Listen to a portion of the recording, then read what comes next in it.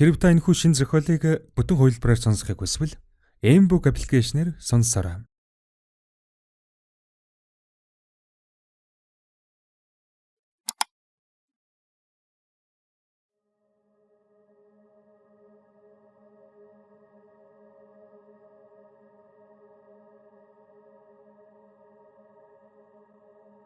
Хүнийх 1-р хэсэг. Хазар нь халуу дүүгнэ.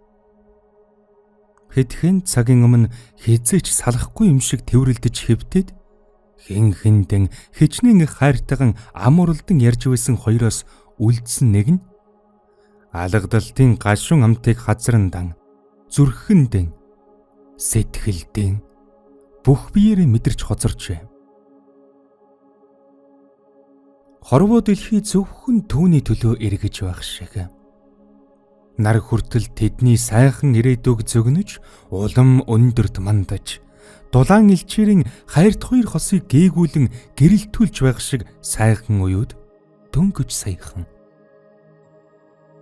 Халуун цээжинд нь тэврүүлээд хорвоогийн хаанч хамтал байвал амьдрал амттай, ирээдүй утгатай санагдах. Уйлан хайрт залуу хишигт удаан бодож явсан зүйлэн хэлснээс энэ маргаан үүсчээ. Амрагийн халуун балынх нь ааг арилаагүй байхад хоёулаа хүүхэдтэй болох уу гэд асуучгаж. Үүнийг сонссон хишигтийн царай ховсгийж бүсгүйг тэрсэн гараанд татаад авчихв. Уйлан гайхаж хэлснэн давтан асууж гаргахад хишигт өгсрөн маргалдаж гарч.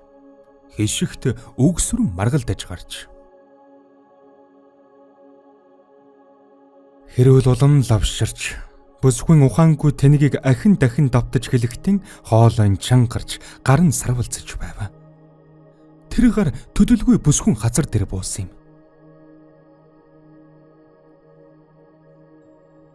Чиний амьдрал там шиг байхад би гэрэлтүүлсэн гэвчтэй. Чи яагаад тэр там шиг амьдралдаа хорогдоод байгаа юм? Би чамайг илүү жаргалтай байлгаж чадна шүү дээ. Чи эсвэл надад итгэхгүй байгаа мó? Гэхэд хишигтэй. Бидэнд хүүхэд байгаа. Үйлэн. Чи мэдсээр үуч яагаад ингэж хэлж байгаа юм? Хүүхэдтэй. Гэв. Бүсгүй жөмөчөөгөн өгөлгүй. Тэр хөрж гсэн хайр сүрч гсэн амьдрал. Тийм байтал муулан хичээж амьдрах ямар хэрэгтэй юм? Хачин аимшигын бүдүүн хар яргисан ааш муутай хүүхэнтэй нэг хорогдчихно. Гээд хишигтийн эхнэрийг газар дор ортол муулжээ. Залуу хувцаслах зууран түүний хэлхийг дуугүй сонсож байгаад гаргын даваан дээр гараан дээр өргөж саваад бүсгүйн газрыг хорстол алгадчихад гараад явчихав. Гэхдээ уйлангийн хэлсэн тэдгээр муухай үгсийг хишигт өөрөнд түүнд хэлж байсан нь нэгэнтээ мартсан болтой.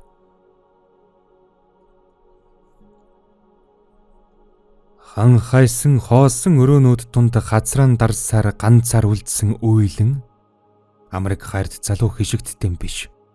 Түүнийг тавьж явуулахгүй байгаа тэр нэгэн бүсгүйд хорсохын ихээр хорсож сэтгэл дотроо зүхэж байв.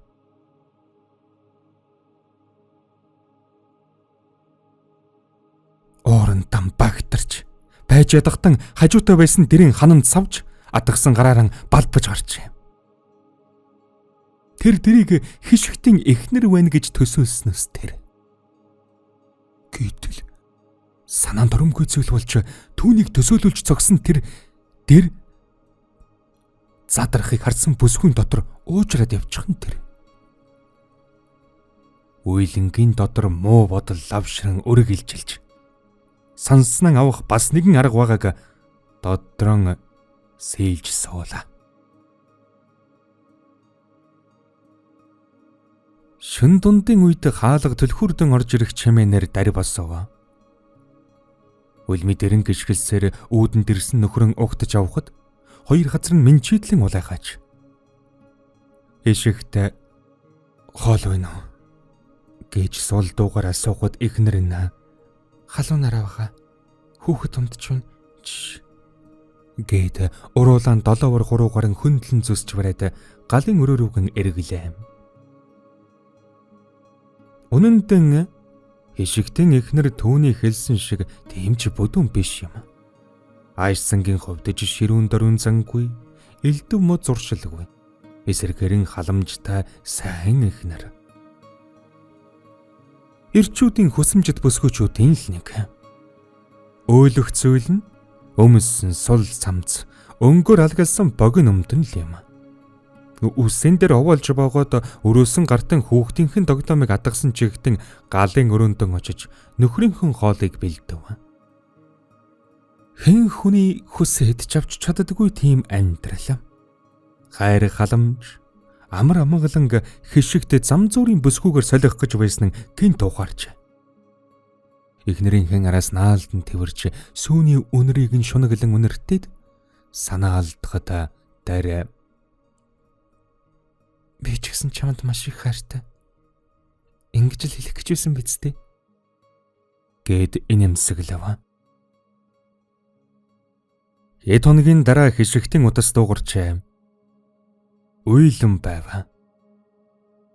Залуу сандлаасан босч хөнгө газар очоод дуудлагыг автал урдны танил найланхаа эрх хонгор хоол мэд мэдэв. Сайхан учрлуудыг эрэхгүй сануулсан эгэлгүй чамин бүсгүй дуугаар хамаг биеэр нь хорхог үг шиг мэдрэгдлээ. Энэ тал дээр уйлан эхнэрээс нь хав илүү.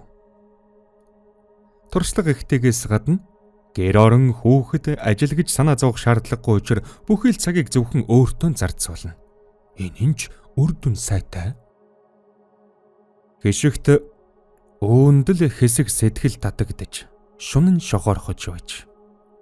Гэхдээ одоо жинхэнэ үн цэнэн олж мэдэрч чадсан учраас бүсгүйд нэг их нүр өгсөнгүй. Ойр зүрийн юмс ярилцаж байсан нь уулзах санал тавихад хишигт хоёулаа одоо ахиж уулзах хэрэггүй байх.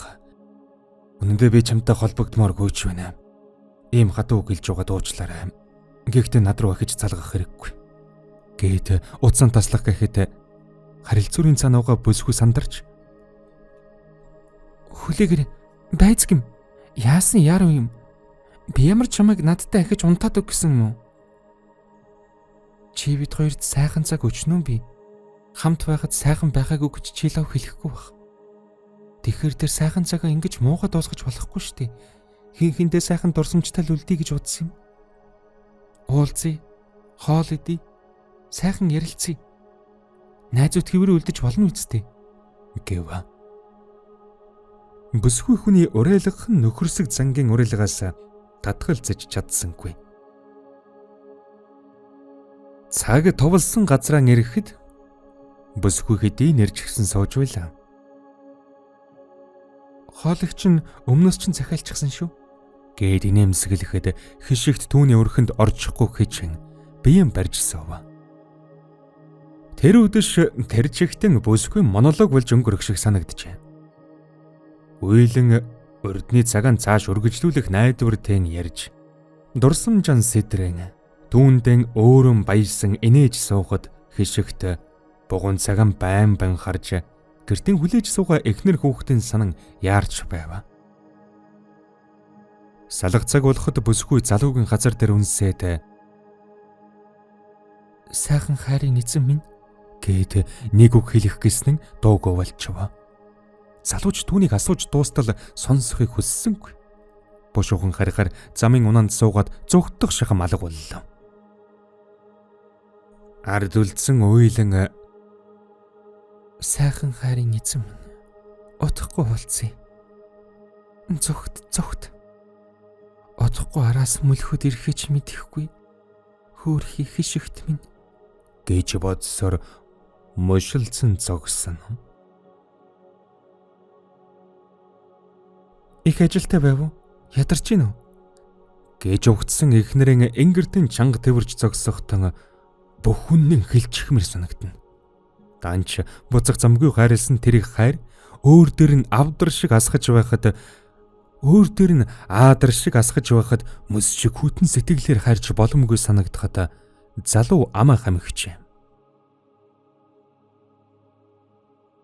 Тэр шин хишигтийн нойр хүрсэнгүй. Ягд ч юм үйлэнгийн инээж байсан төрх нүдэнд нь байн үзэгдэж Нүцгэн байгаа нь игц дэргэд юм шиг харагдаад болж өгсөнгүй. Бас ч хүйтэн усуулаа.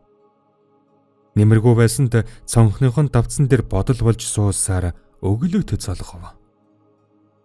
Өөрийн ирэхгүй түүний тухай бодож байгаа өөрийгөө ч ойлгосонгүй. Өнгөрсөн хавар хэшигт зам дээр гар өргөж зогсохдон үүлэнг анх харж байжээ. Жаахан халамцуу барийн залуу бүсгүй өдшийн сэрүүнд түүнтэй зэрэгцэж зогсоод замын унаанд суугаар хүлээж байв. Та хаашаа явах вэ гэж асуусан найланхай дөө их шигтийн тарих толгойг эргүүлж дотрыг нь бүлээцүүлээд явчихаж. Энэ үдэш түүнийг гэрт нь хүргэж өгөөд салахад нэг удаа унтаад үзчих юмсан гэснээс өөр бодол түүнд төрөөгүй байж л дээ. Энэ удаад түүний дараа мөн дараагийн удаа хизээч үүлэн сэтгэл дадагдж уйран хайлж хамгаалах сэтэл төрж байсангүй. Ажил гэрдэн хараад хүүхэд навсгар хувцастай ихнэр нэгэн хэвийн амьдрал нэг янзын сексэс төрж чадван холдох гэсэнтэн түүн дээр очдог байж. Энэ нь лавширсаар сөүлдэн муу зуршил шиг л болж байгаа. Харин үйлэнгийн хэлсэн хүүхдийн тухай хүсэл хишигтийг зүүднээс нь сэрээсэн гэхэд болно. Өдөржин үйлэнгийн тухай бодсоор ажлын жолигтой хийж чадсангүй. Газар ширтэн алхаж яваад нэг гартал үйлэнгийн гэрийн гадаа ирж гэж. Харин үйлэн үүнийг л хүлээж авсан аяатай. Түүнийг тосон гүйж ирээд гертэн орохыг хүрлээ. Залуу энэ хавар хүнтэй уулзах ажилтай байсан юм. Тэрийг бүтээчихэд боцч явна гэж эвтэйхэн худал хэлээд гэрлүүгэн шогсож гав. Гэртэн ирсэн хойноч үүлэнгийн тухай бодсороо түүний байр байдал үйл хөдлөлийг додроо төсөөлөн бодож зүүд норндон түүнтэй янагласаар сэрэхэд эхнэр нь шүнжин уйлсан хүүгийн тэрвэрч суусаар өглөөдөд залгасан байжээ. Нойромог ядрангуй нүдээр нөхрөн харж инээмсэглээд өглөөний цай бэлдэж өгч чадахгүй нь хүүхэд уйлаад болтгүй минийх нь өөрөө нэг мэдээд явчих тийхүү гэж говь. Хишигтийн дотор уур босч ирээд тэрхэн зур гал дээр тос нэмсэн ыйтэ дүрлзээд явчихж. Нэлэх хүүхдийн тэрвэрч хонсон эхнэртэйгэм дуугаралгүй хувцсаа нийлүүлж өмсөн гараад алхачихлаа. Нэг мэдсэн үйлэнгийн гэрийн гадаа ирчихжээ. Гэхдээ энэ удаад тэр эргэлзэлгүй хонхыг нь дарав.